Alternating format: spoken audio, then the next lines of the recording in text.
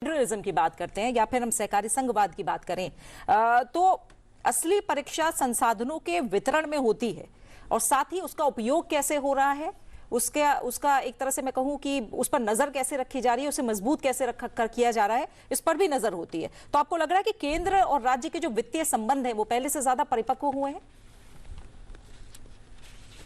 जी, जो एक उसका जीता जागता उदाहरण जीएसटी काउंसिल है, जिसमें कि केंद्र और राज्य के मंत्री मिलकर अपने जो पावर्स थे उनको जोड़कर साथ मिलकर काम कर रहे हैं, जिससे कि उपभोक्ताओं को बहुत फायदा मिला है और मैन्युफैक्चरर्स को फायदा मिला है, क्योंकि जो कैस्केडिंग इफेक्ट ऑफ टैक्सेस था वो कम हुआ है।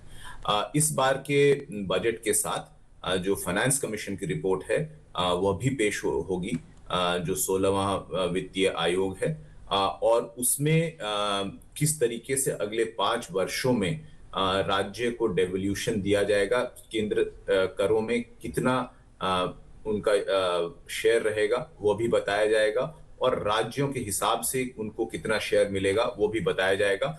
उस पे भी लगातार नजर बनी रहेगी। और जो एक तरीके से देखा जाए तो ज्यादा एक कोऑर्डिनेशन रहा है राज्यों में भी और केंद्र में भी, चाहे वह सैस्की जैसे स्कीम हो जिसमें कि केंद्र से 50 वर्षों तक के लिए ऋण दिया जा रहा है इंटरेस्ट फ्री, जो कि कैपिटल एक्सपेंडिचर में राज्य इस्तेमाल कर रहे हैं। अन्य स्कीमों के द्वारा भी केंद्र का लगातार समर्थन बना रहा है स्टेट्स को। तो ये सारी स्कीम्स जो है एक फिस्कल फेडरलिज्म की तरफ पॉइंट कर रही हैं। बिल्कुल। तो अब बहुत ही कम समय है, अब हम सीधा हमें रुख करना पड़ेगा।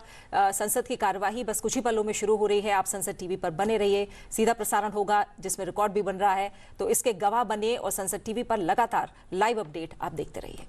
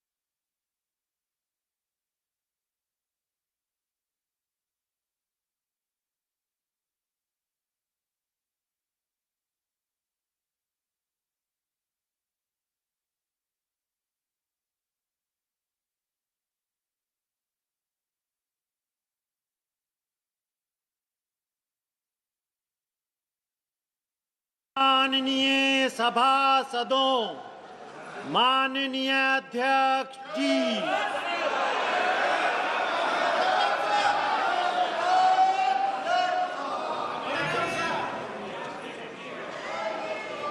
Item number 1,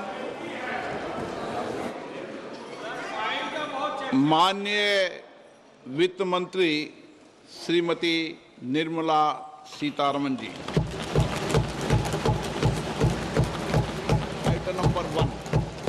Item number one.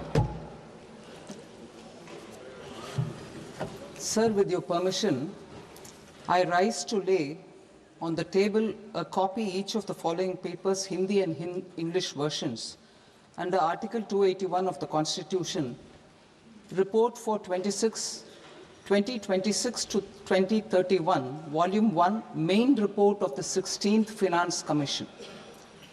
2. Report for 2026-2031, Volume 2, Annexures of the 16th Finance Commission. Number 3, explanatory memorandum as to the action taken on the recommendations contained in the above report. Item number 2, माननीय वित्त मंत्री निर्मला सीतारमन जी।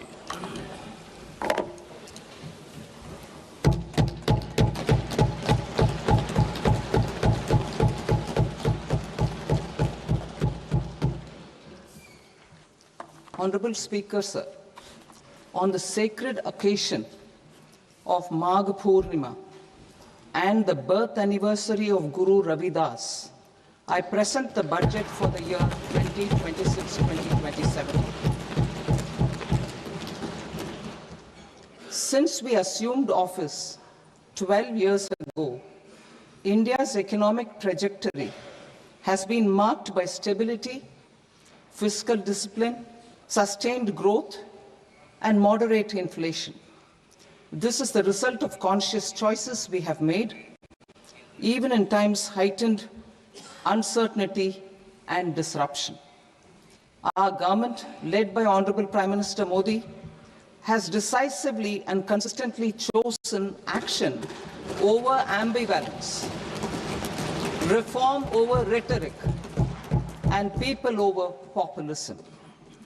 We have pursued far-reaching structural reforms, fiscal prudence and monetary stability, whilst maintaining a strong thrust on public investment. Keeping Atmanirbharta as a lodestar, we have built domestic manufacturing capacity, energy security, and reduced critical import dependencies. Simultaneously, we have ensured that citizens benefit from every action of the government, undertaking reforms to support employment generation, agricultural productivity, household purchasing power, and universal services to people. These measures have delivered a of around 7% and helped us make substantial strides in poverty reduction and improvement in the lives of our people. Today, we face an external environment in which trade and multilateralism are imperiled and access to resources and supply chains are disrupted. New technologies are transforming production systems while sharply increasing demands on water, energy, and critical minerals. India will continue to take confident steps towards Vikasit Bharat, balancing ambition with inclusion. As a growing economy with expanding trade and capital needs, India must also remain deeply integrated with global markets, exporting more and attracting stable long-term investment. As I begin Part A, I want to express my gratitude to the people for standing firmly with us as we forge our way together towards becoming one of the largest economies of the world.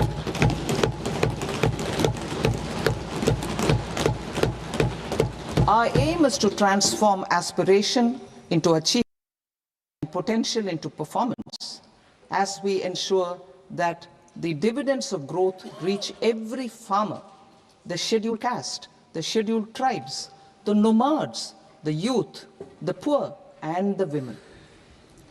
In Vikasit Bharat Young Leaders Dialogue 2026, several innovative ideas were shared with our Prime Minister, which have inspired many of the proposals, making this a unique Yuva Shakti-driven budget. Our government's sankalp is to focus on our disadvantaged. To deliver on this sankalp,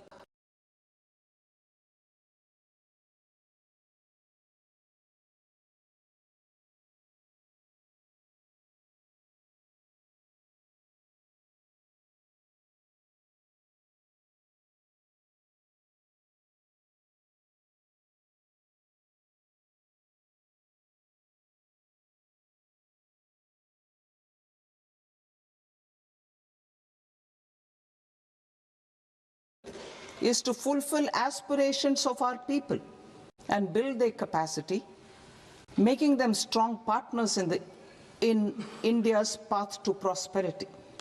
Our third kartavya, aligned with our vision of Sabka Saath, Sabka Vikas, is to ensure that every family, community, region, and sector has access to resources, amenities, and opportunities for meaningful participation. This threefold approach requires a supportive ecosystem. The first requirement is to sustain the momentum of structural reforms, continuous, adaptive, and forward-looking. Second, a robust and resilient financial sector is central to mobilizing savings, allocating capital efficiently, and managing risks. Third, cutting-edge technologies, including AI applications, can serve us as force multipliers for better governance. Reform Express.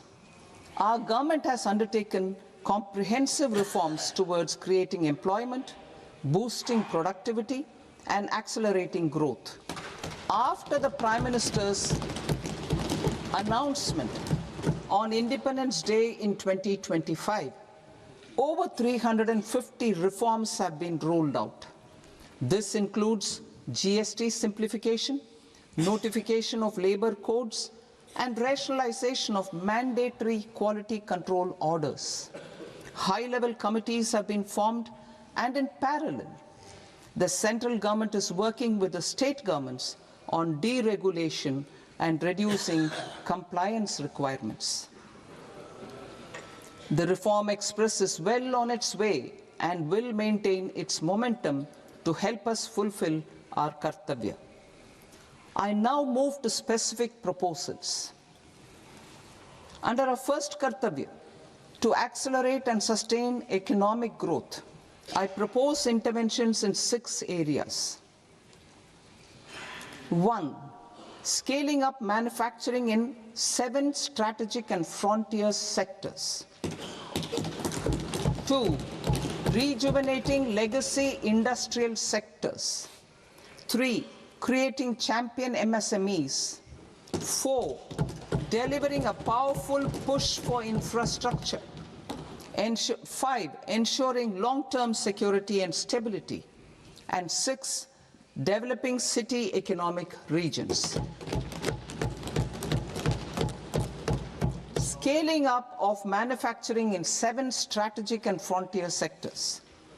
Biopharma Shakti, meaning biopharma strategy for health advancement through knowledge, technology, and innovation.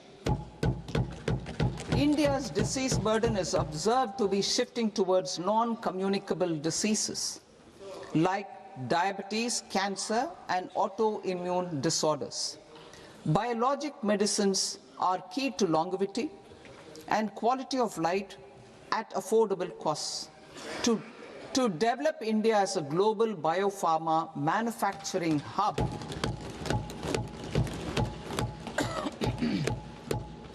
I propose the Biopharma Shakti with an outlay of 10,000 crores over the next 5 years. This will build the ecosystem for domestic production of biologics and biosimilars. The strategy will include a biopharma-focused network with 3 new national institutes of pharmaceutical education and research, popularly known as NIPERs, and upgrading 7 existing ones. It will also create a network of 1,000 accredited India clinical trials sites. We propose to strengthen the Central Drug Standard Control Organization to meet global standards and approve timeframes through approval timeframes through a dedicated scientific review cadre and specialists. India's semiconductor mission 1.0 expanded India's semiconductor sector capabilities. Building on this, we will launch ISM 2.0 to produce equipment and materials, design full-stack Indian IP, and fortify supply chains. We will also focus on industry-led research and training centers to develop technology and skilled workforce. The Electronics Components Manufacturing Scheme, launched in April 2025, with an outlay of 22,919 crores, already has investment commitments at double the targets. We propose to increase the outlay to 40,000 crores to capitalize on this momentum.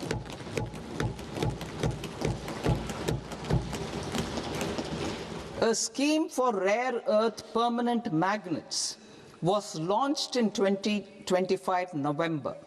We now propose to support the mineral-rich states of Odisha, Kerala, Andhra Pradesh and Tamil Nadu to establish dedicated rare earth corridors to promote mining, processing, research and manufacturing. To enhance domestic chemical production and reduction import dependency and reduce import dependency, we will launch a scheme to support states in establishing 3 dedicated chemical parks through challenge route on a cluster-based plug-and-play model. Strong capital goods.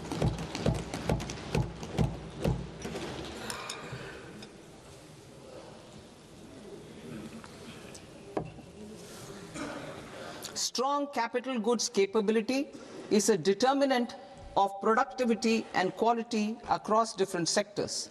Towards building this capacity, I propose the following.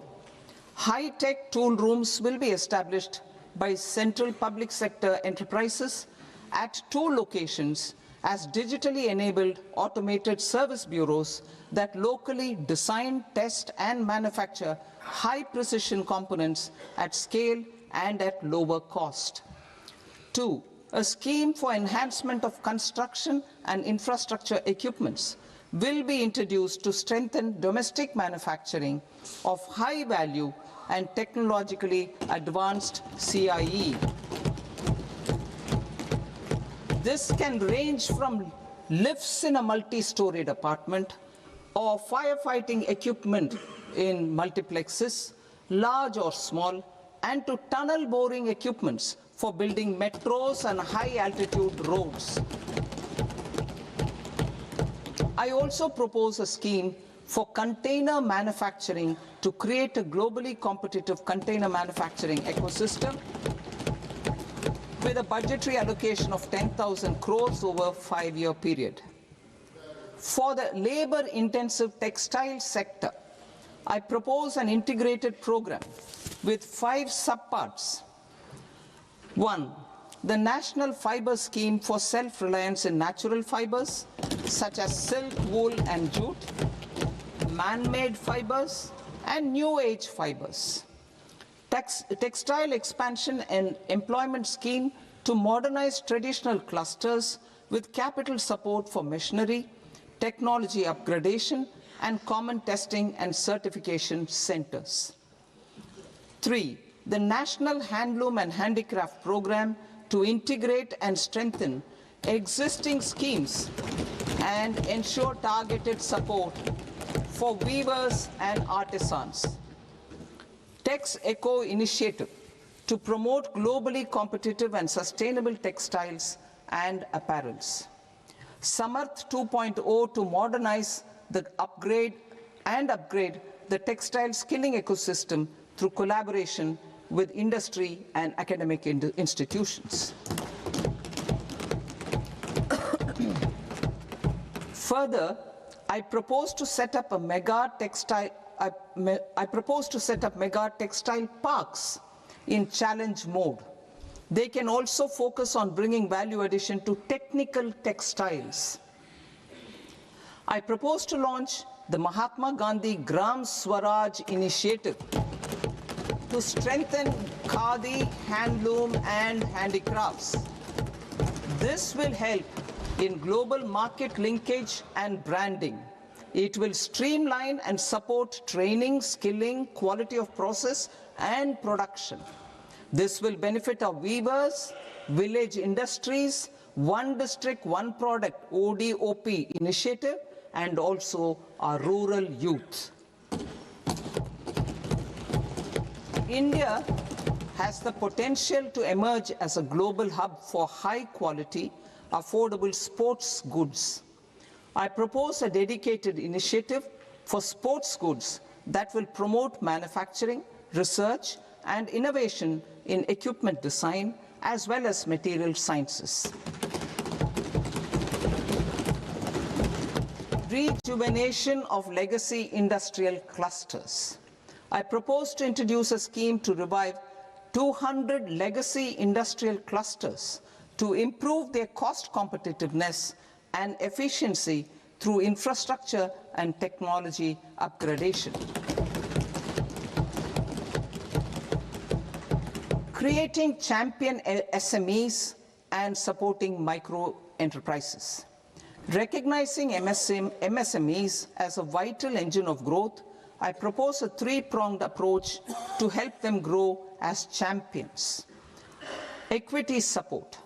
I propose to introduce a dedicated 10,000 crores SME growth fund to create future champions, incentivizing enterprises based on select criteria. I also propose to top up the Self-Reliant India Fund set up in 2021 with 2,000 crores to continue support to micro enterprises and maintain their access to risk capital.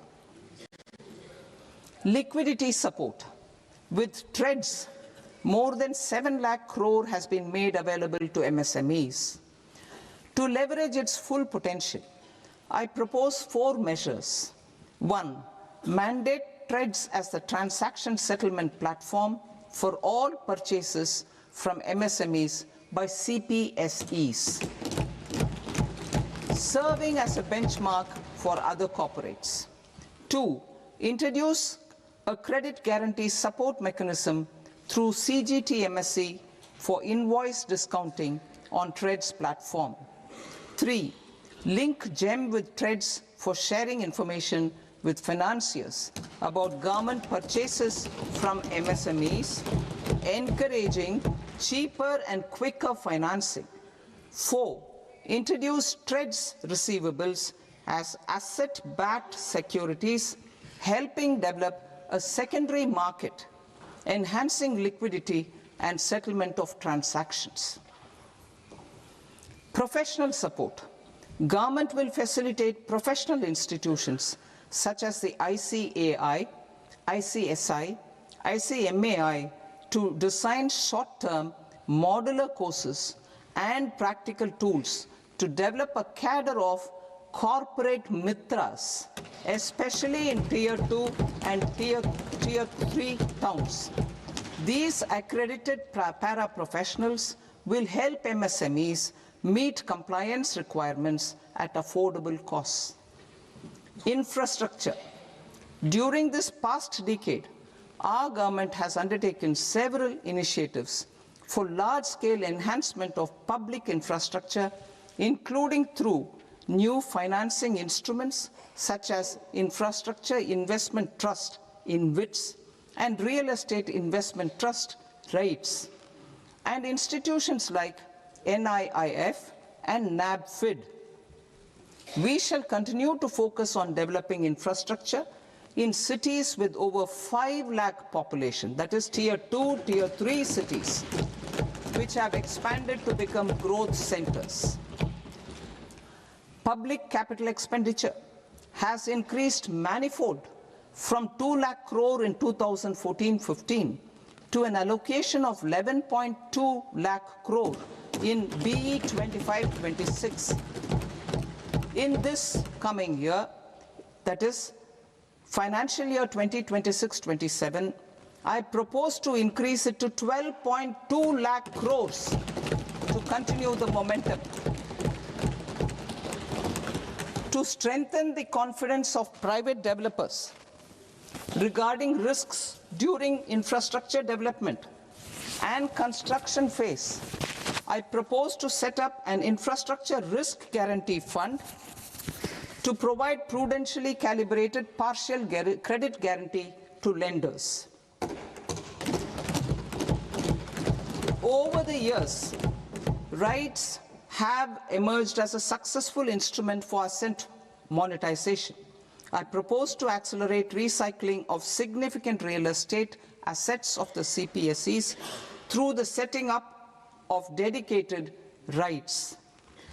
To promote environmentally sustainable movement of cargo, I propose to 1. Establish new dedicated freight corridors connecting Dankuni in the east to Surat in the west. Operationalize 20 new national waterways over the next 5 years. Starting with National Waterways 5 in Orissa to connect mineral-rich areas of Talcher and Angul and industrial centers like Kalinga Nagar to the ports of Paradeep and Dhamra. Training institutes will be set up as regional centers of excellence for development of required manpower for these waterways. This will benefit youth in the entire stretch of the waterways to train and acquire skills. Further, a ship repair ecosystem catering to inland waterways will also be set up at Varanasi and Patna. And C, launch a coastal cargo promotion scheme for incentivizing a modal shift from rail to road to increase the share of inland waterways and coastal shipping from 6% to 12% by 2047.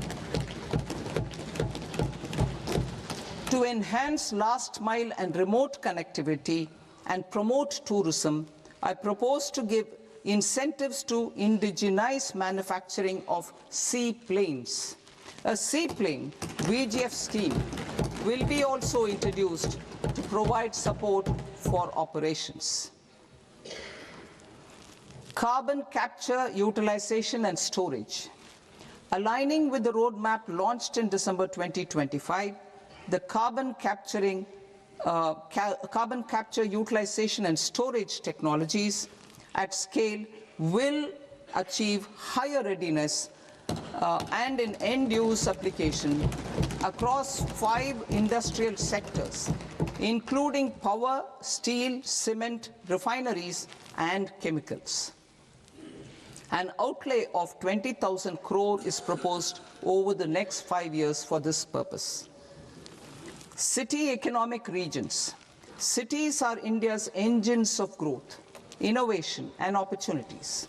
We shall now focus on Tier 2, Tier 3 cities, and even temple towns, which need modern infrastructure and basic amenities. This budget aims to further amplify the potential of cities to deliver the economic power of agglomerations by mapping city economic regions based on their specific growth drivers. An allocation of 5,000 crore per CER over 5 years is proposed for implementing their plans through a challenge mode with a reform-cum-result-based financing mechanism. In order to promote environmentally sustainable passenger systems, we will develop 7 high-speed rail corridors between cities as growth connectors, namely Mumbai to Pune, Pune to Hyderabad, Hyderabad to Bengaluru, Hyderabad to Chennai, Chennai to Bengaluru, Delhi to Varanasi, Varanasi to Siliguri.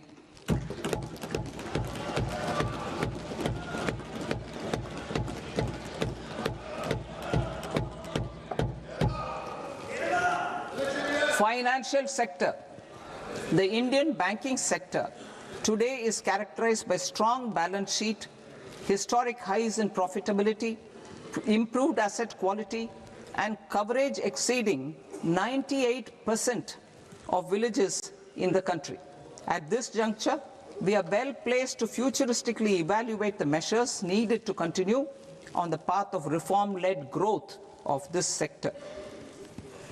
I propose setting up a high-level committee on banking for Vikasit Bharat. High-level committee on banking for Vikasit Bharat to comprehensively review the sector and align it with India's next phase of growth, while safeguarding financial stability, inclusion, and consumer protection.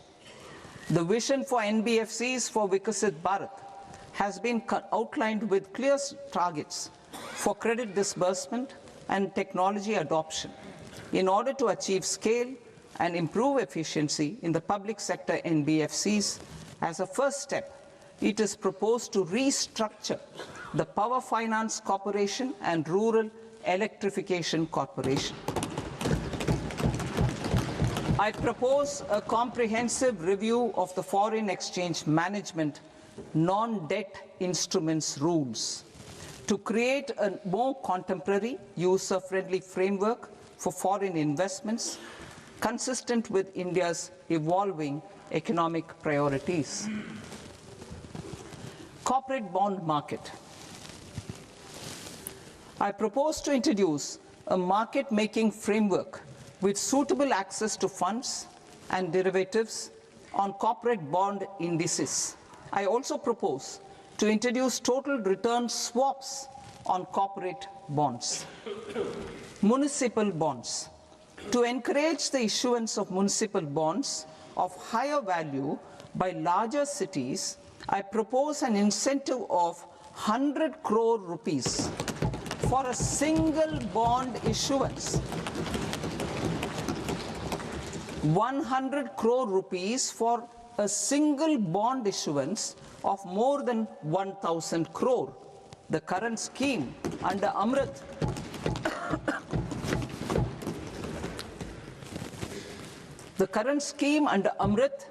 which incentivizes issuances up to 200 crores only, will also continue to support smaller and medium towns.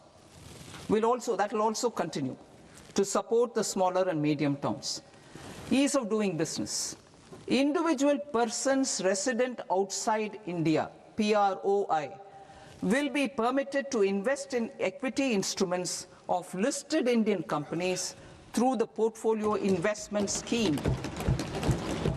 It is also proposed to increase the investment limit for an individual PROI under the scheme from 5% to 10%, with an overall investment limit for all individual PROIs to 24% from the current 10%. Emerging technologies including AI. 21st century is technology driven. Adoption of technology is for the benefit of all people. Farmers in the field, women in STEM, youth keen to upskill, and Divyangjan to access newer opportunities. The government has taken several steps to support new technologies through AI Mission, National Quantum Mission, Anusandhan National Research Fund, and Research and Development and Innovation Fund. Our second kartavya is to fulfill aspirations and build capacities. Close to 25 crore individuals have come out of multi-dimensional poverty through a decade of our government's sustained and reform-oriented efforts.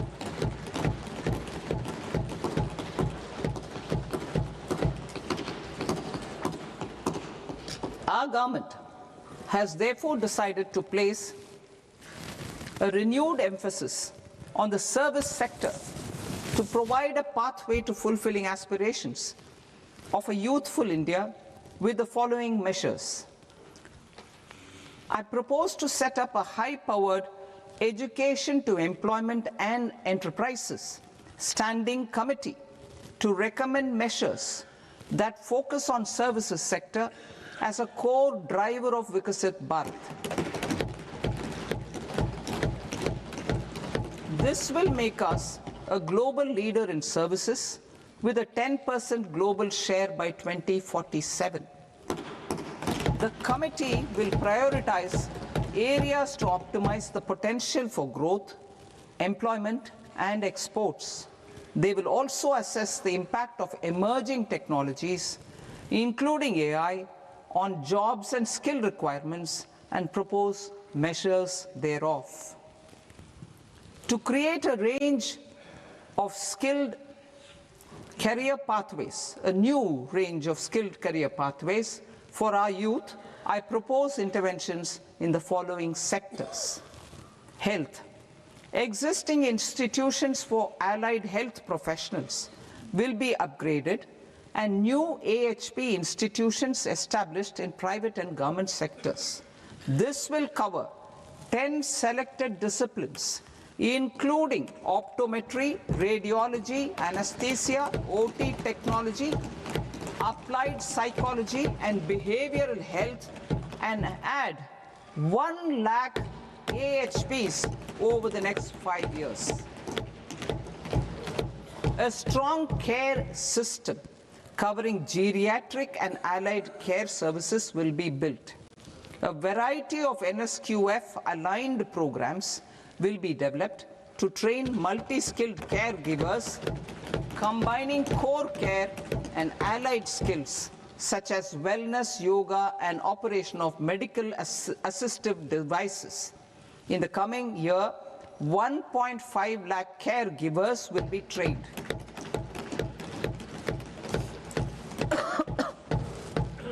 Hubs for medical value tourism. To promote India as a hub for medical tourism services, I propose to launch a scheme to support states in establishing 5 regional medical hubs in partnership with the private sector. These hubs will serve as integrated healthcare complexes that combine medical, educational, and research facilities. They will have Ayush centers, medical value tourism facilitation centers, and infrastructure for diagnostics, post-care, and rehabilitation. These hubs will provide diverse opportunities, job opportunities for health professionals, including doctors and AHPs. Ancient Indian yoga, already respected in several parts of the world, was given a mass global recognition when Honorable Prime Minister took it to the UN. Post-COVID, Ayurveda gained a similar global acceptance and recognition. Exporting quality Ayurveda products helps farmers who grow the herbs and youth who process the products. To meet growing global demand, a few more steps are being taken. I propose to 1. Set up 3 new All India Institutes of Ayurveda. 2. Upgrade Ayush pharmacies and drug testing labs for higher standards of certification ecosystem and make available more skilled personnel. 3.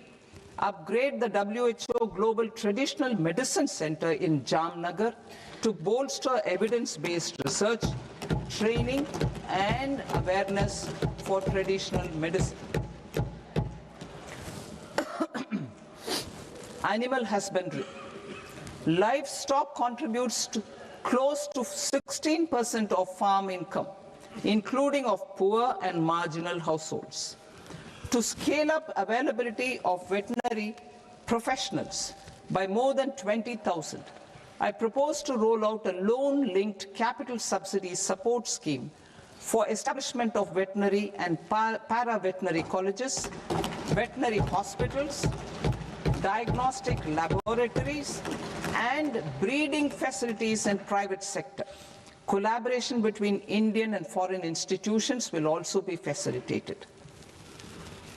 Orange economy. India's animation, visual effects, gaming and comics sector, AVGC sector, is a growing industry projected to require 2 million professionals by 2030. I propose to support the Indian Institute of Creative Technologies, Mumbai, in setting up AVGC content creator labs in 15,000 secondary schools all over the country and 500 colleges. The Indian design industry is expanding rapidly, and yet there is a shortage of Indian designers. I propose to establish, through Challenge Route, a new National Institute of Design to boost design education and development in the eastern region of India. Education. Our government will support states through challenge route in creating 5 university townships in the vicinity of major industrial and logistics corridors. These planned academic zones will host multiple universities, colleges, and research institutions, skill centers, and residential complexes. In higher education, STEM institutions, prolonged hours of study and laboratory work pose some challenges for girl students. Through VGF, Viability Gap Funding and capital support, one girls' hostel will be established in every district.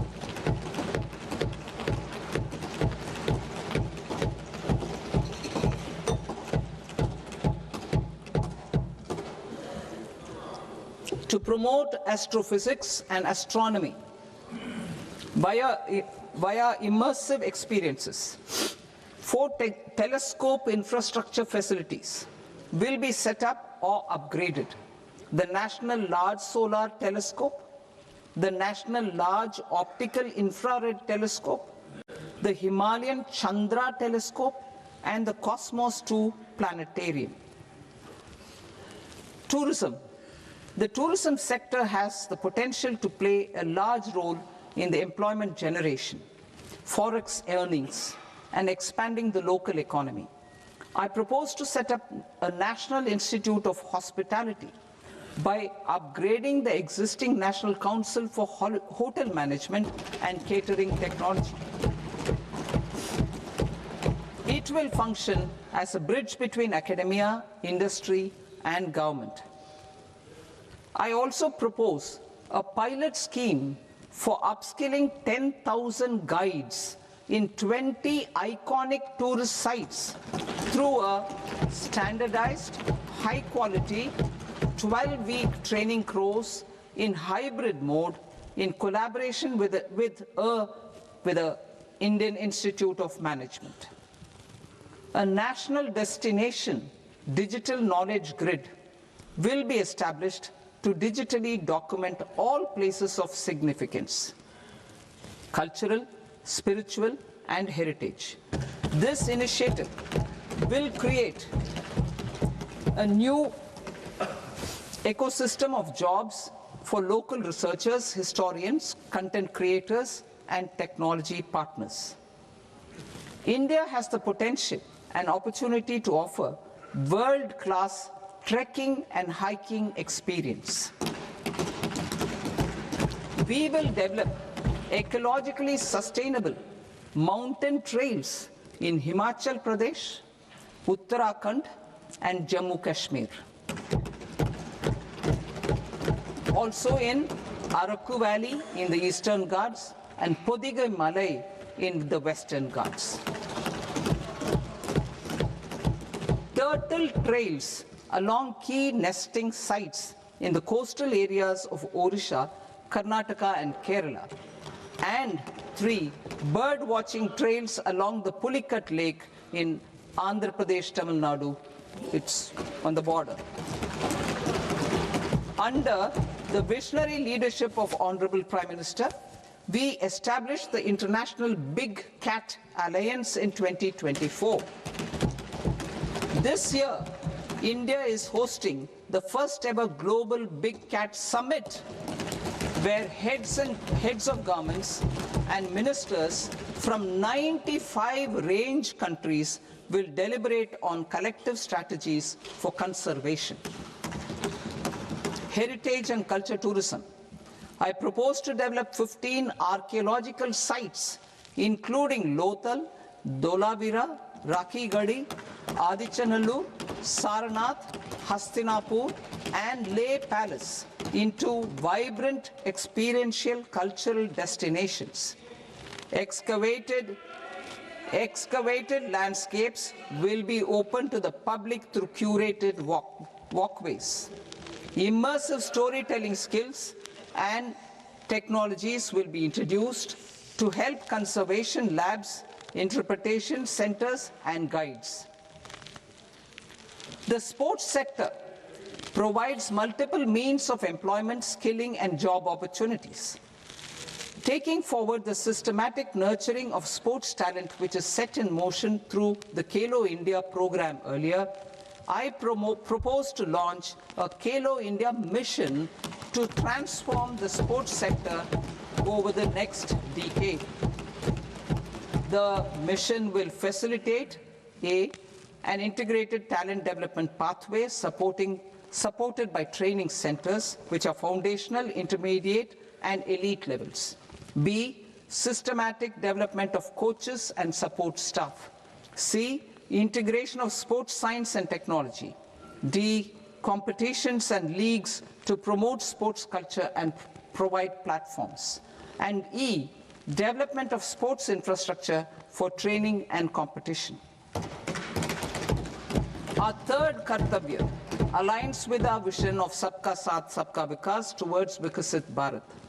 This requires targeted efforts for 1. Increasing farmer incomes through productivity enhancement and entrepreneurship, with special attention to small and marginal farmers.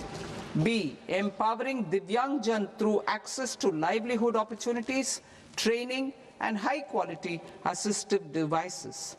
C. Empowering the vulnerable to access mental health and trauma care. D. Focus on the Purvodaya states and the Northeast region to accelerate development and employment opportunities. Fisheries. We will undertake initiatives for integrated development of 500 reservoirs and Amrit Sarovars. 2. Strengthen the fisheries value chain in coastal areas and enable market linkages involving startups and women-led groups together with fish farmer producer organizations. Animal husbandry. To provide quality employment opportunities in rural and peri-urban areas, we will support the animal husbandry sector in entrepreneurship development through A. A credit-linked subsidy program. B. Scaling up and modernization of livestock enterprises. C. Enhanced creation of livestock, dairy, and poultry. I'll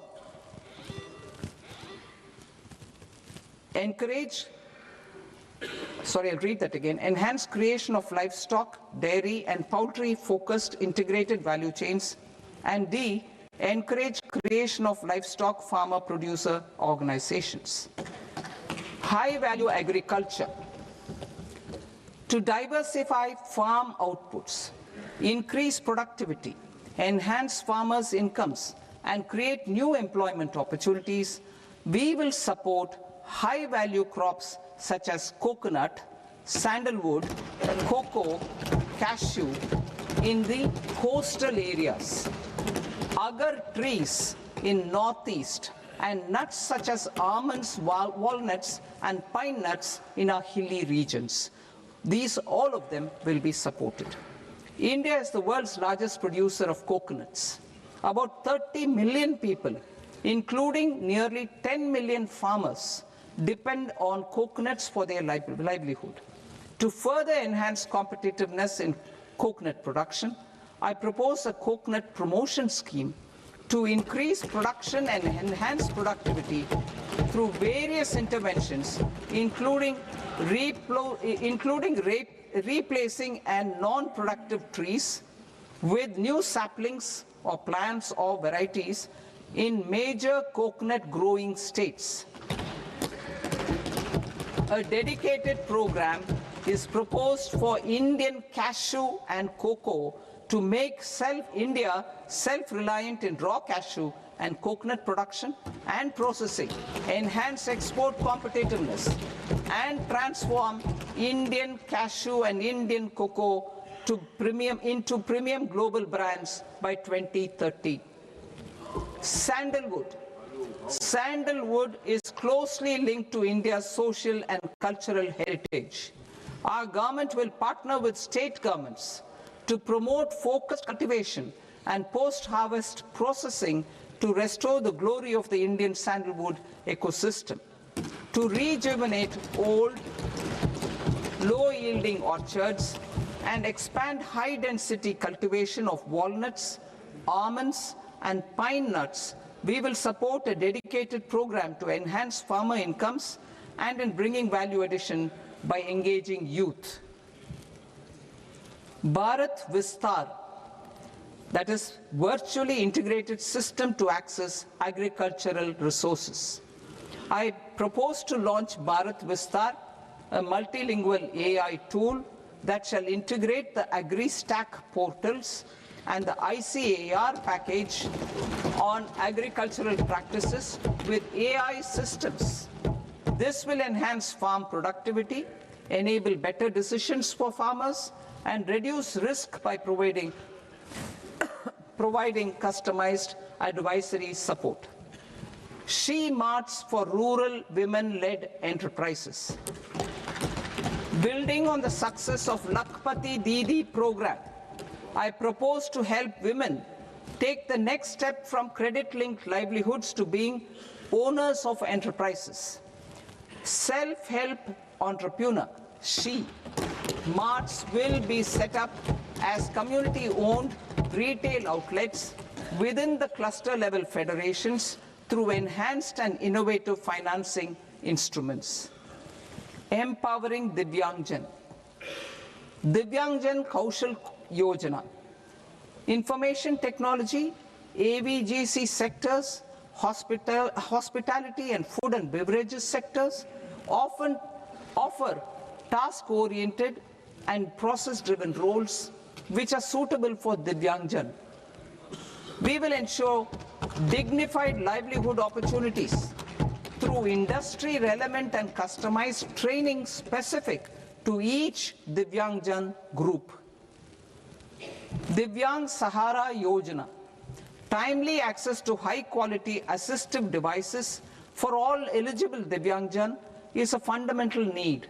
I propose to 1. Support the Artificial Limbs Manufacturing Corporation of India, Alimco, to set up and to scale up production of assistive devices, invest in R&D and AI integration, strengthen PM Divyasha Kendras, and support setting up of assistive technology marts as modern retail style centers where Divyangjan and senior citizens can see, try and purchase assistive products.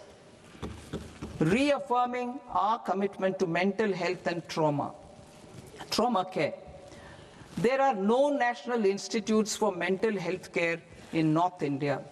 We will therefore set up a NIMHANS 2 and also upgrade national mental health institutes in Ranchi and in Tezpur as regional apex institutions. Emergencies expose families, particularly the poor and vulnerable, to unexpected expenditure. We will strengthen and increase these capacities by 50% in district hospitals by establishing emergency and trauma care centers. Focus on Purvodaya states and northeastern regions. Purvodaya. I propose the development of an integrated East Coast industrial corridor with a well-connected node at Durgapur, creation of 5 tourism destinations in 5 Purvodaya states, and the provision of 4,000 e-buses. Buddhist sites in northeastern region.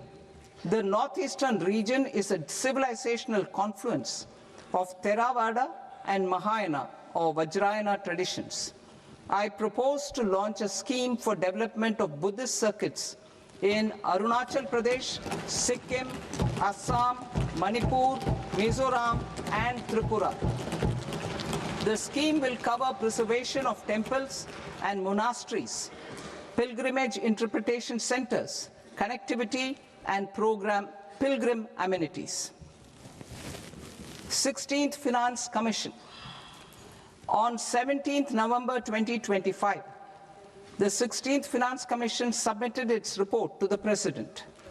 As mandated under Article 281 of the Constitution, the government is to lay the report along with the explanatory memorandum on the action taken report on the recommendations of the Commission in Parliament, which, Sir, Honourable Speaker, you've allowed me to do at the commencement of this session.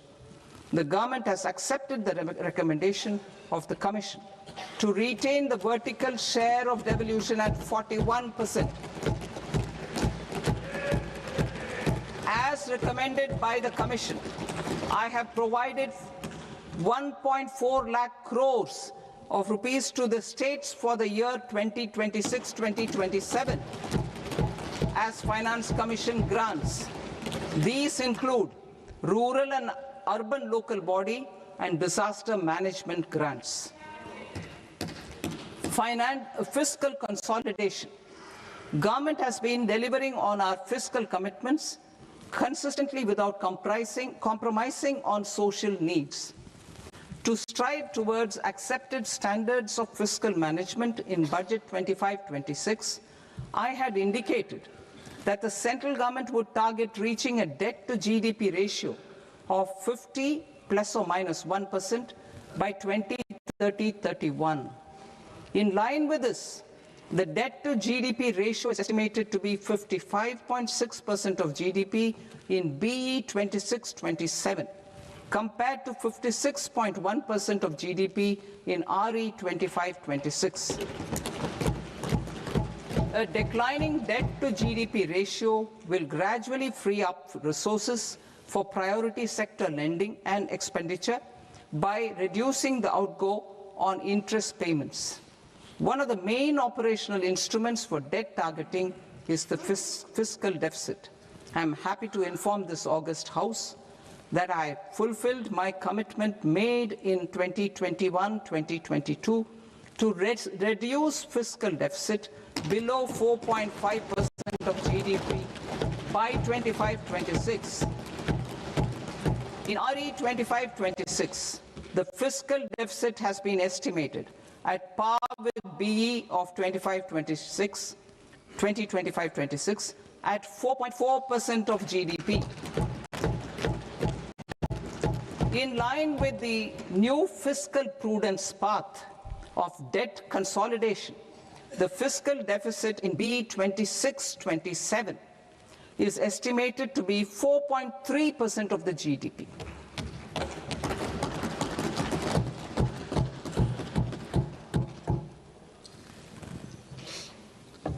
The revised estimates of the non-debt receipts are 34 lakh crore rupees, of which the centre's net tax receipts are 26.7 lakh crore. The revised estimate of the total expenditure is 49.6 lakh crore rupees, of which the capital expenditure is about 11 lakh crores. Budget estimates 2026 to 2027. Coming to 26-27, the non-debt receipts and the total expenditure are estimated as 36.5 lakh crore and 53.5 lakh crore respectively. The centre's net tax receipts are estimated at 28.7 lakh crore rupees. To finance the fiscal deficit, the net market borrowings from dated securities are estimated at 11.7 lakh crore rupees. The balance financing is expected to come from small savings and other sources. The gross market borrowings are estimated at 17.2 lakh crore rupees. I'll now move to Part B. Part B, direct taxes.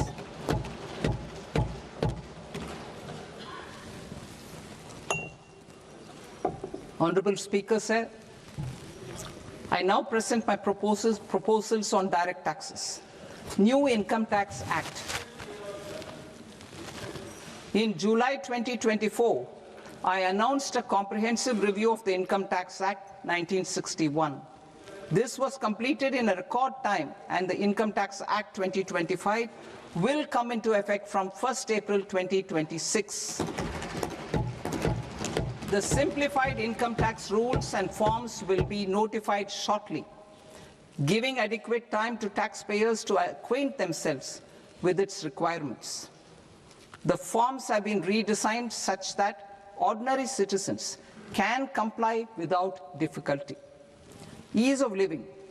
I propose that any interest awarded by the Motor Accident Claims Tribunal to a natural person will be exempt from income tax, and any TDS on this account will be done away with. I propose to reduce TCS rate on the sale of overseas tour program package from the current 5% and 20% to 2% without any stipulation of amount. I propose to reduce TCS rate for pursuing education and for medical purposes under the Liberalized Remittance Scheme, popularly known as LRS, from 5% to 2%. Supply of manpower services is proposed to be specifically brought within the ambit of payment to contractors for the purpose of TDS to avoid ambiguity. Thus, TDS on these services will be at the rate of either 1% or 2% only. I propose a scheme for small taxpayers wherein a rule-based automated process will enable obtaining a lower or nil deduction certificate instead of filing an application with the assessing officer. For the ease of taxpayer holding securities in multiple companies, I propose to enable depositories to accept Form 15G or Form 15H from the investor and provide it directly to various relevant companies. I propose to extend time available for revising returns from 31st December to up to 31st March with the payment of a nominal fee. I also propose to stagger the timeline for filing of tax returns. Individuals with ITR 1 and ITR 2 returns will continue to file till 31st July, and non-audit business cases or trusts are proposed to be allowed time till 31st August. TDS on sale of immovable property by a non-resident is proposed to be deducted and deposited through resident buyers and his or her PAN-based challan instead of requiring a TAN, which is a temporary accounting number. To address practical issues of small taxpayers like students, young professionals, tech employees, relocated NRIs, and such others, I propose to introduce a one-time 6-month foreign asset disclosure scheme for these taxpayers to disclose income or assets below a certain size. This scheme would be applicable for two categories of taxpayers, namely, A, who did not disclose their overseas income or assets, and B, who disclosed their overseas income and or paid due tax but could not declare the asset acquired. For category A, the limit of undisclosed income or asset is proposed to be up to 1 crore rupees. They need to pay 30% of fair market value of asset or 30% of undisclosed income as tax and 30% as additional income tax in lieu of penalty, and would thereby get immunity from prosecution. For category B, asset value is proposed to be up to 5 crore rupees. Here, immunity from both penalty and prosecution will be available with a payment of fee of 1 lakh rupees. Rationalizing penalty and prosecution. Multiplicity of proceedings are hindrance to the ease of doing business. I propose to integrate assessment and penalty proceedings by way of a common order for both. There will be no interest liability on the taxpayer on the penalty amount for the period of appeal before the first appellate authority, irrespective of the outcome of appeal process. Further, quantum of prepayment is being reduced from 20% to 10% and will continue to be calculated only on core tax demand. As an additional measure for reducing litigation, I propose to allow taxpayers to update their returns even after reassessment proceedings have been initiated, and an additional 10% tax rate over and above the rate applicable for the relevant year. The assessing officer will then use only this updated return in his proceedings. There is already a framework for immunity from penalty and prosecution in the cases of underreporting. I propose to apply this framework for immunity to misreporting too.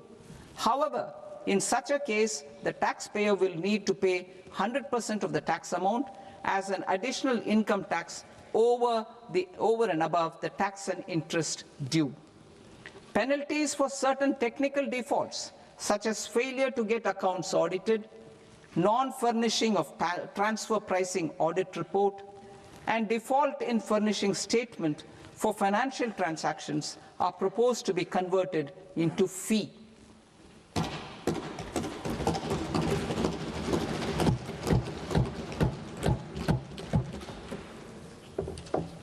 I propose to rationalize prosecution framework under Income Tax Act while maintaining a careful balance for deterrence in some serious offence.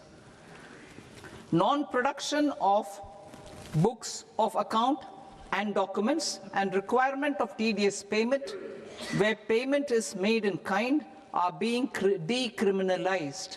Further, minor offences will attract fine only. The remaining prosecutions will be graded commensurate with the quantum of offence.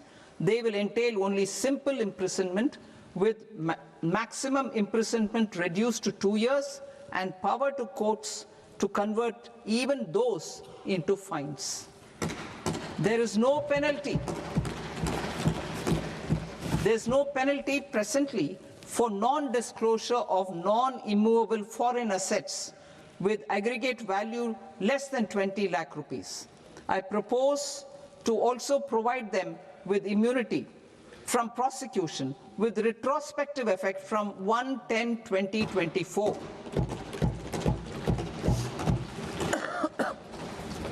Cooperatives. Deduction is already allowed to a primary cooperative society engaged in supplying milk, oilseeds, fruits or vegetables raised or grown by its members. I propose to extend this deduction to also include supply of cattle feed and cotton seed produced by its members. I propose to allow inter-cooperative society dividend income as deduction under the new tax regime to the extent it is further distributed to its members. I further propose to allow exemption for a period of 3 years to dividend income received by a notified national cooperative federation on their investments made in companies up to 31/1/2026. This exemption would be allowed only for dividends further distributed to its member cooperatives. Supporting IT sector as India's growth engine. India is a global leader in software development services, IT-enabled services, knowledge process outsourcing services, and contract R&D services relating to software development. These businesses and their segments are quite interconnected with each other. All these services are proposed to be clubbed under a single category of information technology services with a common safe harbor margin of 15.5% applicable to all. The threshold for availing safe harbor for IT services is being enhanced substantially from 300 crore rupees to 2,000 crore rupees. Safe harbor for IT services shall be approved by an automated rule-driven process without any need for tax officer to examine and accept the application. Once applied by an IT services company, the same safe harbor can be continued for a period of 5 years at a stretch at its choice. For IT services companies who want to conclude advanced pricing agreement, APA, I propose to fast-track unilateral APA process for IT services and endeavor to conclude it within a period of 2 years. The period of 2 years can be extended by a further period of 6 months on taxpayers' request. I propose to extend the facility of modified returns available to the entity entering APA to its associated entities also. Attracting global business and investment. Recognizing the need to enable critical infrastructure and boost investment in data centers, I propose to provide tax holiday till 2047 to any foreign company that provides cloud services to customers globally by using data center services from India. It will, however, need to provide services to Indian customers through an Indian reseller entity. I also propose to provide a safe harbor of 15% on cost in case the company providing data center services from India is a related entity.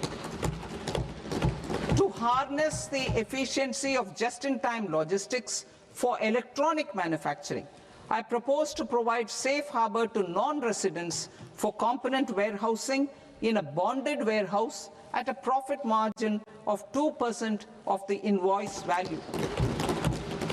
The resultant tax of about 0.7% will be much lower than in competing jurisdictions.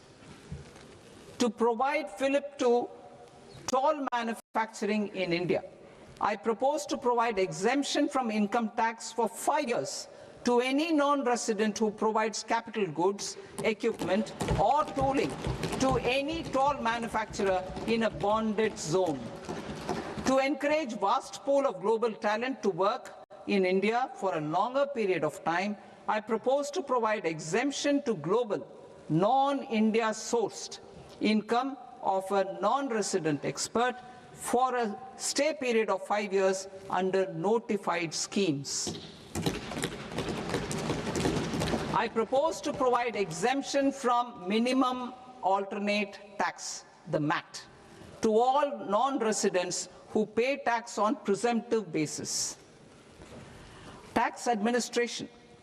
I propose to constitute a joint committee of Ministry of Corporate Affairs and Central Board of Direct Taxes for incorporating the requirements of income computation and disclosure standards, the ICDS, in the Indian Accounting Standards, IND-AS itself.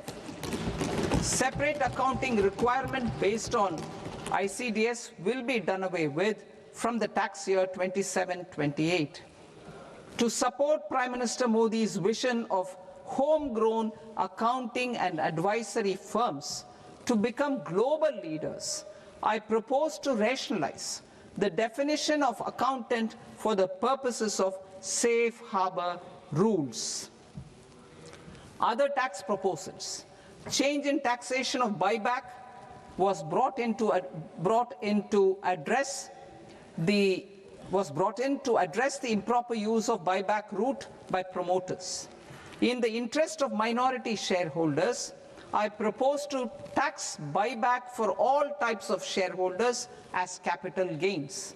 However, to disincentivize misuse of tax arbitrage, promoters will pay an additional buyback tax. This will make effective tax 22% for corporate promoters. For non-corporate promoters, the effective tax will be 30%. TCS rate for sellers of specific goods, namely alcoholic liquor, scrap, and minerals, will be rationalized to 2%, and that on tendu leaves will be reduced from 5% to 2%. I propose to raise the STT on futures to 0.05% from the present 0.02%. STT on options premium and exercise of options are both proposed to be raised to 0.15% from the present rate of 0.1% and 0.125% respectively. We reformed the taxation landscape for corporates in 2019 by providing them a simplified regime with lower tax rate so that they could productively focus on business rather than on claim of deductions and exemptions.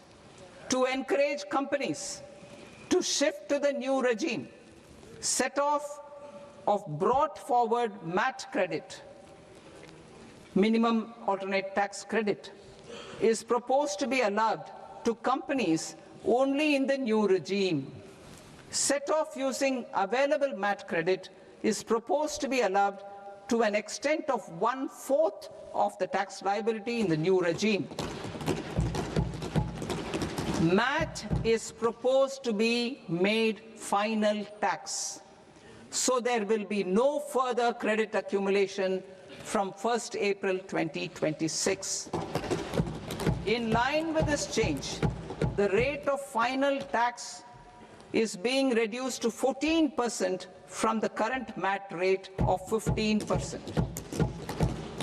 The brought forward MAT credit of taxpayers accumulated till 30th March 2026 will continue to be available to them for set-off as above. Indirect taxes. I shall now take up proposals related to indirect taxes. My proposals for customs and central excise aim to further simplify the tariff structure, support domestic manufacturing, promote export competitiveness, and correct inversion in duty. To continue weeding out long-continuing customs duty exemptions, I propose to remove certain exemptions on items which are being manufactured in India or where the imports are negligible. Similarly, to further simplify the process of ascertaining the rate of duty applicable on a particular item, I propose to incorporate certain effective rates in various customs notifications to the tariff schedule itself. I shall now take up sector-specific proposals. Promotion of exports of marine, leather, and textile products. I propose to increase the limit for duty-free imports of specified inputs used for processing seafoods for export from the current 1% to 3% of FOB value of the previous year's export turnover. I also propose to allow duty-free imports of specified inputs, which is currently available for exports of leather or synthetic footwear, to exports of shoe uppers as well. I propose to extend the time period for export of final product from the existing 6 months to 1 year for exporters of leather or textile garments, leather or synthetic footwear, and other leather products. Energy transition and security. I propose to extend the basic customs duty exemption given to capital goods used for manufacturing lithium-ion cells for batteries to those used for manufacturing lithium-ion cells for battery energy storage systems also. I propose to exempt basic customs duty on import of sodium antimonate for use in manufacture of solar glass. Nuclear power. I propose to extend the existing basic customs duty exemption on imports of goods required for nuclear power projects till the year 2035 and expand it for all nuclear plants irrespective of their capacity. Critical minerals.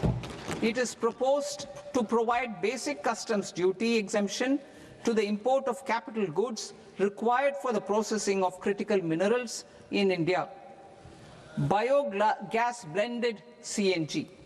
I propose to exclude the entire value of biogas while calculating the central excise duty payable on biogas blended CNG. Civil and defense aviation. I propose to exempt basic customs duty on components and parts required for the manufacture of civilian training and other aircrafts.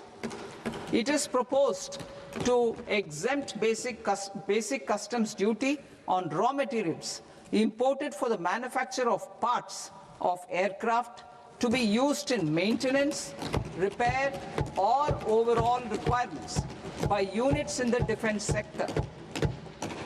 Electronics. To deepen value addition in the consumer electronics sector, I propose to exempt basic customs duty on specified parts used in the manufacture of microwave ovens. Special economic zone. To address the concerns arising about utilization of capacity by manufacturing units in the special economic zones due to global trade disruptions, I propose as a special one-time measure to facilitate sales by eligible manufacturing units in SEZs to the domestic tariff area at concessional rates of duty. The quantity of such sales will be limited to a prescribed proportion of their exports. Necessary regulatory changes will be undertaken to operationalize the measures while ensuring level playing field for the units working in the DTA. Ease of living. To rationalize the customs duty structure for goods imported for personal use, I propose to reduce the tariff rate on all dutiable goods imported for personal use from 20% to 10%. To provide relief to patients, particularly those suffering from cancer, I propose to exempt basic customs duty on 17 drugs or medicines. I propose also to add 7 more rare diseases for the purposes of exempting import duties on personal imports of drugs, medicines, and food for special medical purposes used in their treatment. Customs process. India's role and share in the global trade is poised for a major leap in line with our ambition and journey towards Vikasit Bharat. In this regard, I propose many measures for custom processes to have minimal intervention for smoother and faster movement of goods and greater certainty to the trade. Trust-based systems. I propose to enhance duty deferral period for Tier 2 and Tier 3 authorized economic operators, known as AEOs, from 15 days to 30 days. I propose to provide eligible manufacturer importers the same duty deferral facility. This should encourage them to get themselves accredited as a full-fledged Tier 3 AEO in due course. To provide greater certainty and for better business planning, I propose to extend validity period of advance ruling binding on customs from the present 3 years to 5 years. In the spirit of the whole of government approach,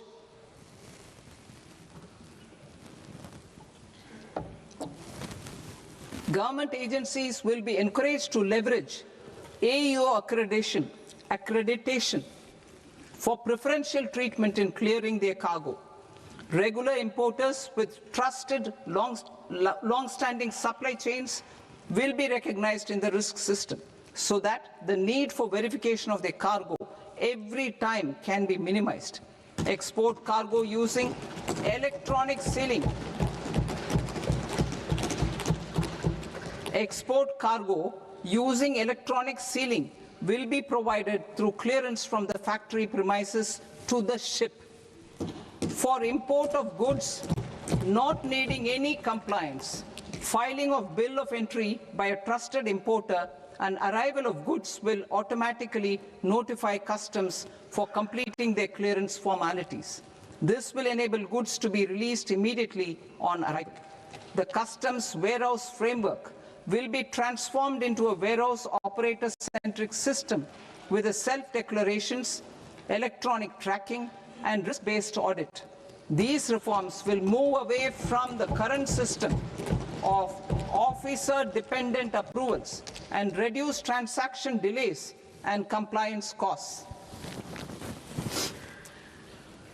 Ease of doing business.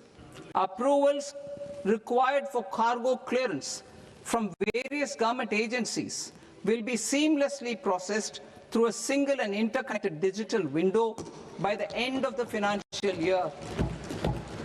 Processes involved in clearance of food, drugs, plant, and animal and wildlife products, accounting for about 70% of interdicted cargo, will be operationalized on this system by April 2026 itself. For goods not having any compliance requirement, clearance will be done by customs immediately after online registration is completed by the importer, subject to the payment of duty.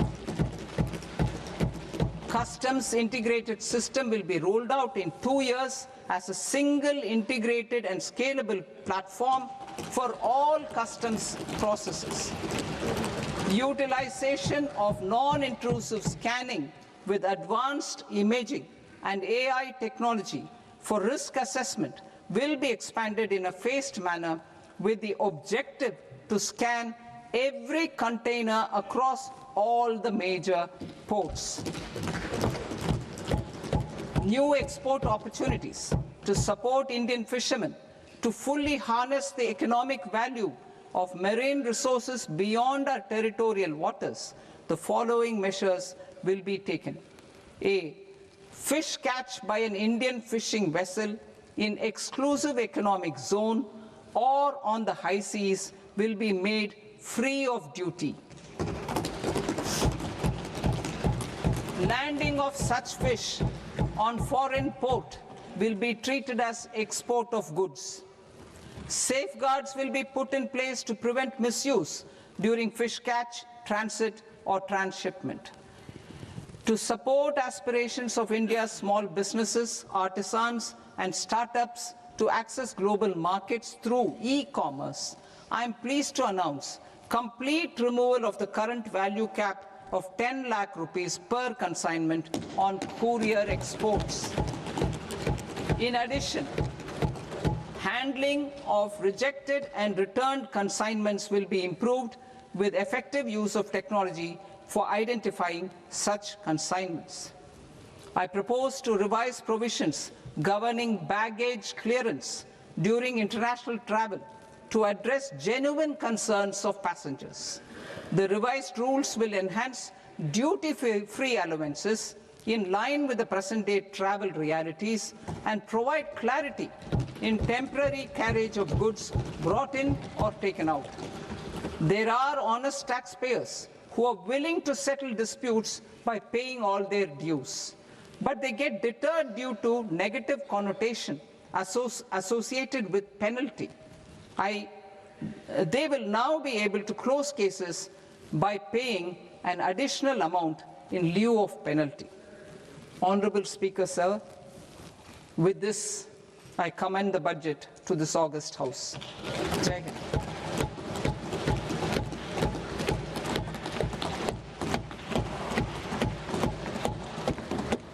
One and a half hours.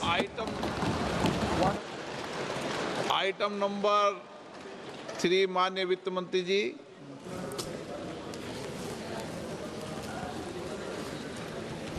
Item number 2, sir. 3. Sir, with your permission, I rise to lay on the table of the following statements under Section 3(1) of the Fiscal Responsibility and Budget Management Act of 2003. Medium-term fiscal policy cum fiscal policy strategy statement and macroeconomic framework statement. Item number 4 माननीय वित्त मंत्री जी। Sir, with your permission, I move for leave to introduce the Finance Bill 2026. प्रश्न ये कि विधेयक को पुनर्स्थापित करने की अनुमति प्रदान की जाए।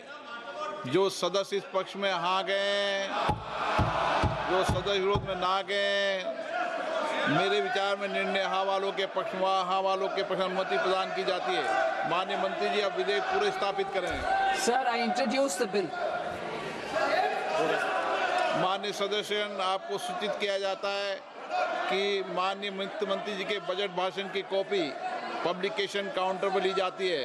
बजट भाषण और बजट से संबंधित दस्तावेज आपके मोबाइल फोन और मेंबर पोर्टल्स पर ही उपलब्ध है। सभा की कार्रवाई कल सोमवार दिनांक 2 फरवरी 2026 को प्राप्त 11 बजे तक के लिए स्थगित की जाती है।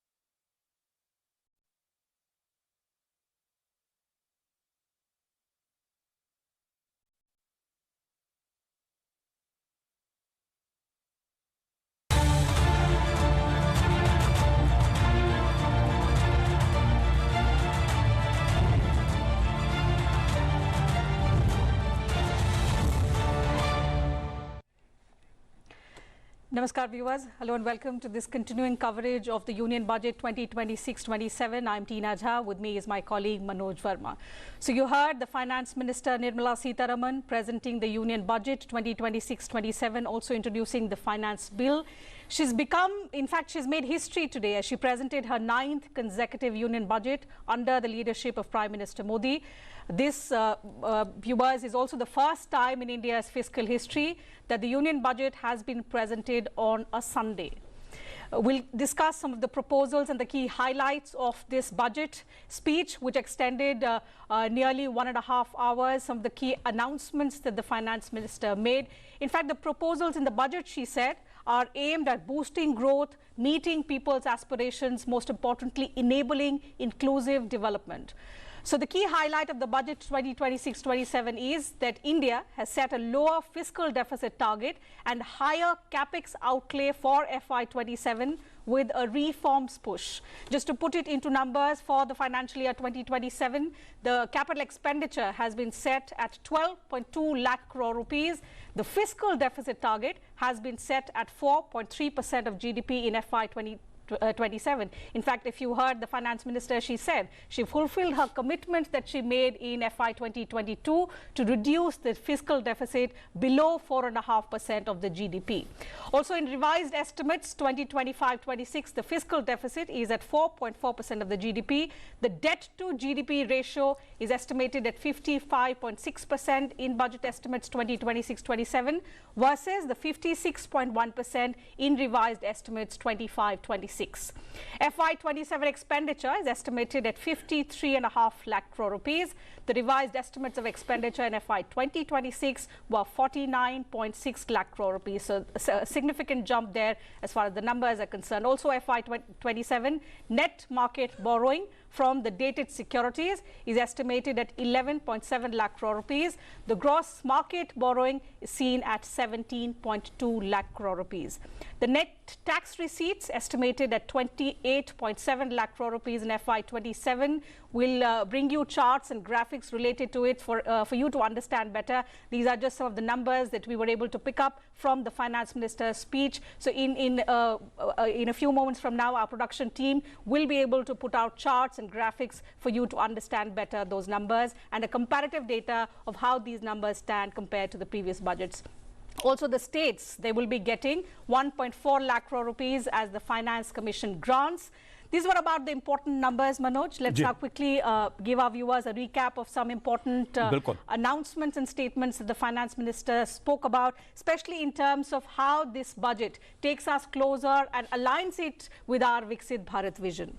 जी बिल्कुल टीना जी, अगर आज के बजट की हम बात करें, जिस तरह निर्मला सीतारमण जी ने अपना बजट पेश किया है और 3 कर्तव्य खास तौर से बताए हैं सरकार के, और ये 3 कर्तव्य जो हैं वो विकसित भारत का एक रोड मैप सरकार ने प्रस्तुत किया है देश के सामने कि कैसे सरकार जो है देश की आर्थिक स्थिति को मजबूत करेगी, उसको लेकर काम करेगी। साथ ही जो जन आकांक्षा हैं, मतलब जन आकांक्षाओं से मतलब शिक्षा, स्वास्थ्य, जो आम आदमी से जुड़ी पहलू हैं, उन पर कैसे काम करेगी।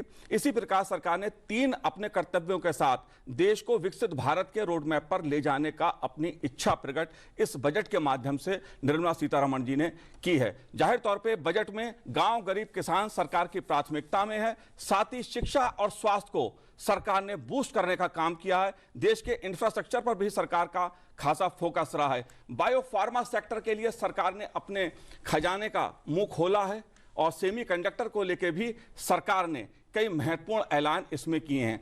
हम जो पॉइंट्स हैं बजट के, उन पे चर्चा करेंगे अपने खास मेहमानों के साथ टीना, और दर्शकों को बताने की कोशिश करेंगे कि इस बजट का संदेश क्या है, मायने क्या हैं। Certainly, as Manoj rightly said, the contour, the overview of the budget is that the Finance Minister, under the leadership of the Prime Minister, has proposed interventions in 6 areas. And the budget revolves around these 6 areas, which includes scaling up manufacturing is in 7 strategic and frontier sectors. The FM spoke about rejuvenating legacy industrial sectors, creating champion MSMEs, again, key driver of our growth. So special attention has been given to that sector as well.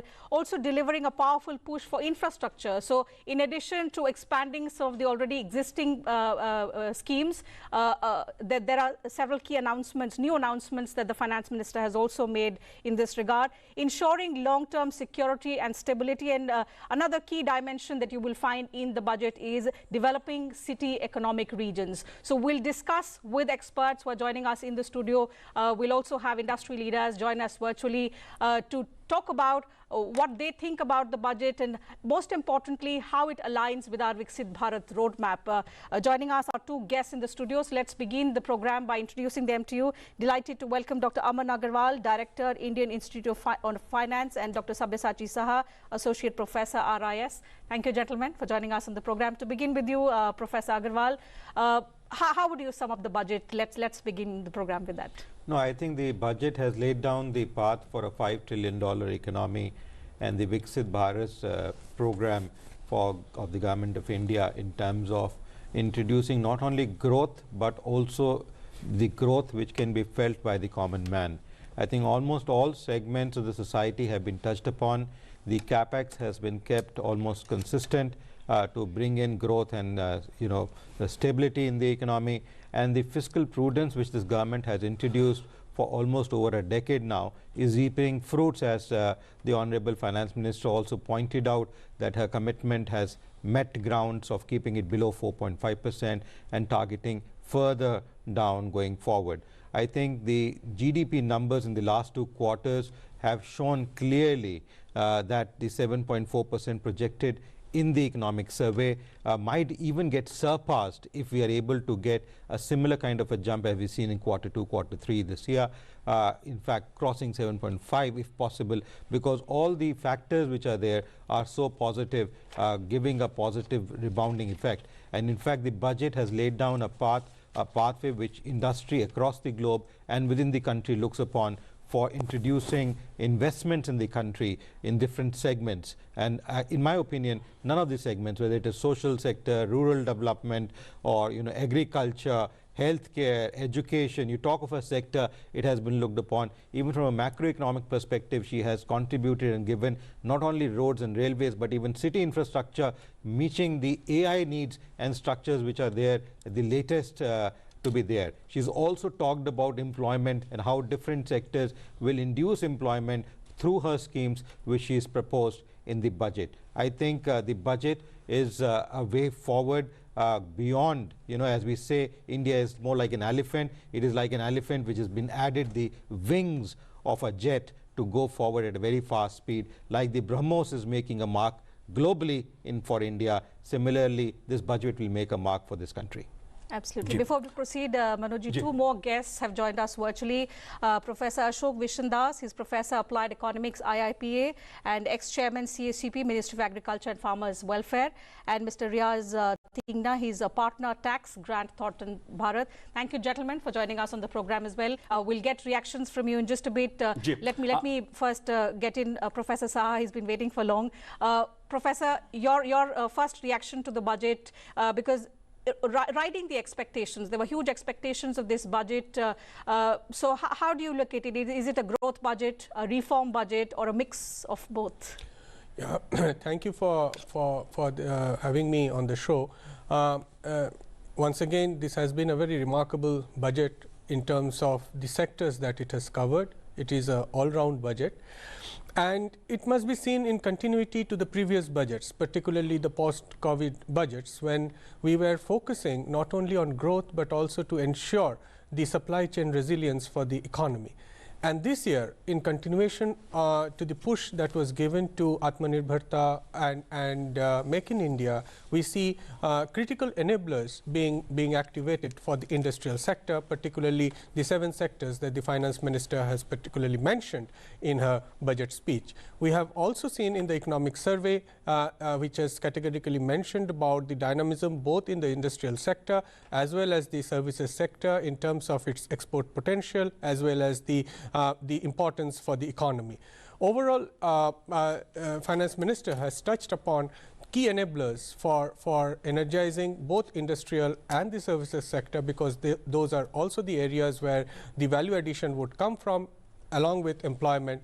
But at the same time, we must remember that in the last few years, there has been huge push to revitalize the rural development sector, the agriculture sector and others. And this year, we see no difference from that, and the continuity for a holistic rural development alongside very, very healthy economic growth of the urban centers, facilitating the roadmap for the MSMEs and other sectors would be key takeaways for me from this budget. जी बिल्कुल शाह जी, और अगर बात उसकी की जाए, कृषि क्षेत्र की बात की जाए, जाहिर तौर पे सरकार का जो फोकस रहा है वो खेती किसानी पर रहा है, और एआई के जरिए कैसे देश का उत्पादन बढ़ाया जाए, कैसे किसान को और खेती को टेक्नोलॉजी के जरिए मजबूत किया जाए, इस पर फोकस बजट में देखने को मिलता है। डॉक्टर अशोक विशनदास जी, मैं आपसे जानना चाहूंगा इस मुद्दे पर, क्योंकि खेती किसानी सरकार की प्राथमिकता में हमेशा से रही है। पिछले 1 दशक में देखा है सरकार ने कई महत्वपूर्ण पहल की हैं देश में उत्पादन बढ़ाने को और किसान को आर्थिक दृष्टि से मजबूत करने के लिए। इस बार के बजट में जिस तरह से एआई का उपयोग करते हुए देश में उपज को बढ़ावा देना, उत्पादन को बढ़ावा देना, इस पहलू को आप कैसे देखते हैं?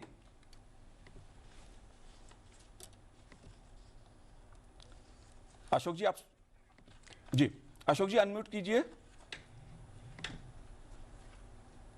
Sorry, yeah, I hope I'm audible. Yes. Ji.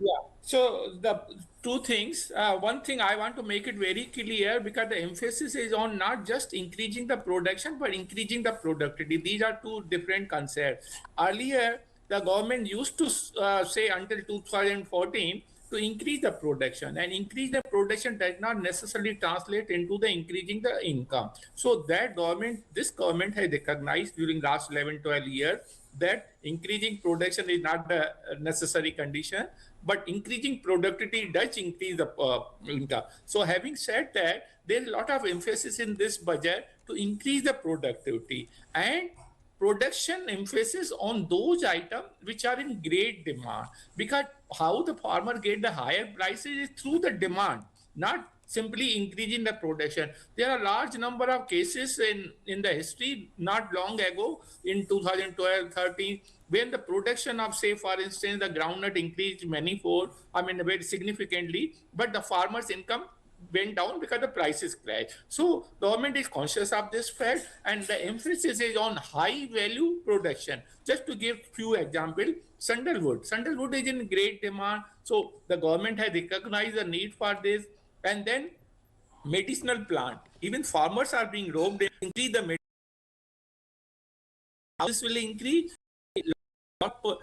emphasis and campaign for establishing of All India Institute of Ayurveda, which is one as of now in India, but there are 2 or 3 more has to be established in near future. For that, Ayurveda production will also spur, and that's very high value. And people are getting increasingly conscious of value of this without side effect, not only in India, but outside India. So there is a great demand. Farmers will get benefited for medicinal plants. And then the marine products, lot of emphasis on this because increase in production of fish, dairy, because those are the sectors which are high value. India is the leading, not only leading, but the top country which produces the milk. And likewise, in the production of fisheries, and then other crops, the medicinal value, the sandal, the coconut, the cocoa, and things like that, which command high prices. So value is emphasized on this, and therefore I'm sure, and then AI-driven technology in the agriculture will help a lot to the farmers to increase their income, because the income increase is most important, not the production. And increased income can be attained by increasing the productivity, not necessarily increasing the production. That is what the budget